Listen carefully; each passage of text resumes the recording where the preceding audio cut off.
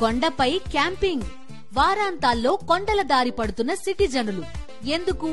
పూర్తి వివరాలకు చదవండి రేపటి సాక్షి దినపత్రిక. వైజాగ్ స్టీల్ ప్లాంట్ ప్రైవేటీకరణకు వ్యతిరేకంగా పోరాడుతున్న కార్మిక సంఘాలను అవమానిస్తూ మాట్లాడారు జనసేన నేత బొలిశెట్టి సత్యనారాయణ. తాలి ఒకరికి కట్టి సంసారం ఇంకొకరితో చేస్తున్నారు ఎదవలంటూ పరుష పదజాలం వాడారు. అంతేకాదు స్టీల్ ప్లాంట్ను అమ్మేయాలని కార్మిక సంఘాలు చూస్తున్నాయన్నారు. కార్మికులు దొంగ ఉద్యమాలు చేస్తున్నారని, దుకాణాలు తెరిచారంటూ వారి ఉద్యమాల్ని హేళన చేశారు. పవన్ కళ్యాణ్ వద్దకు వెళ్లనందుకు స్టీల్ ప్లాంట్ కార్మికుల్ని చాచిపెట్టి కొట్టాలన్నారు. అమ్మో ఒకవేళ ప్రైవేటైజేషన్ ఆగిపోతే పవన్ కళ్యాణ్ గారికి ఎక్కడ క్రెడిట్ వచ్చేస్తుందో అని గబగబా ఆదరాగా సంఘాలన్నీ దుకాణాలు తెరిచి కూర్చొని దొంగ ఉద్యమాలు. ఏది సరైన ఉద్యమం కాదు. పాత పద్ధతిలో తువ్వాళ్ళు మెడలేసి కొడతారు చూసారా, అలాగే చాచిపెట్టి కొట్టాలి యూనియన్ నాయకులందరినీ. ఎందుకు ఇన్నాళ్ళు మీరు పవన్ కళ్యాణ్ గారికి వెళ్ళలేదు?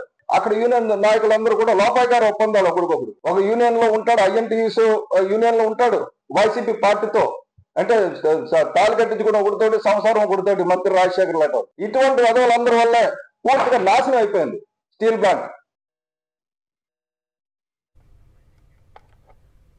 మరింత సమాచారం మా ప్రతినిధి అనిల్ అందిస్తారు. అనిల్, బొలిశెట్టి వ్యాఖ్యల్ని చూస్తున్నాం, ఇలా పరుష పదజాలాన్ని వాడారు. దీనిపై కార్మిక సంఘాలు ఏమంటున్నాయి?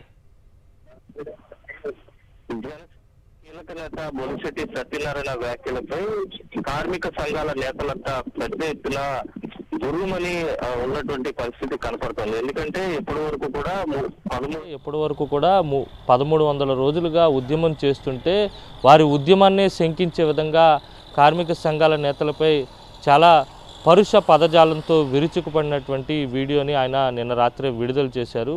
కార్మిక సంఘాల నేతలే స్టీల్ ప్లాంట్ని అమ్మేయాలని చూస్తున్నారు, వారందరినీ కూడా కొట్టాలి, లాగిపెట్టి కొట్టాలని చెప్పి ఆయన మాట్లాడడం జరిగింది. వారంతా 19వ తేదీన స్టీల్ ప్లాంట్ కార్మిక సంఘాలకు సంబంధించినటువంటి యూనియన్ లీడర్లంతా కూడా పవన్ కళ్యాణ్ను కలవాలని ఇప్పటికే ఒక నిర్ణయానికి వచ్చారు. పవన్ కళ్యాణ్ను కలిసే ముందు వారిని పాత పద్ధతిలో మెడలో తువ్వాలు వేసి వారి చెంపపైన కొట్టాలి. ఎందుకంటే ఇప్పటి వరకు వారు పవన్ కళ్యాణ్ వద్దకు ఎందుకు వెళ్ళలేదని చెప్పి ఆయన ప్రశ్నించినటువంటి పరిస్థితి ఉంది.